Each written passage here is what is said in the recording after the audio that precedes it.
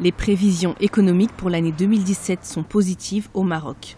Le royaume chérifien devrait en effet connaître une croissance de 4,8% cette année. En 2016, celle-ci n'était que de 1,2%.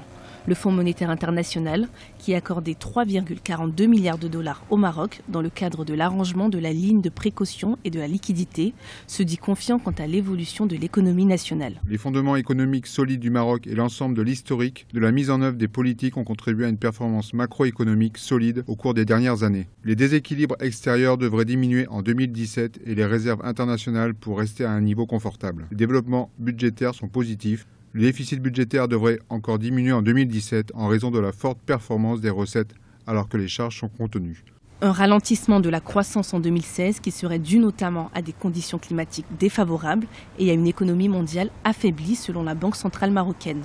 L'année 2017 s'annonce donc plus optimiste pour l'économie marocaine. L'accélération du taux de croissance économique du pays est notamment due aux prouesses du secteur agricole, mais également au maintien du taux de croissance d'autres secteurs clés.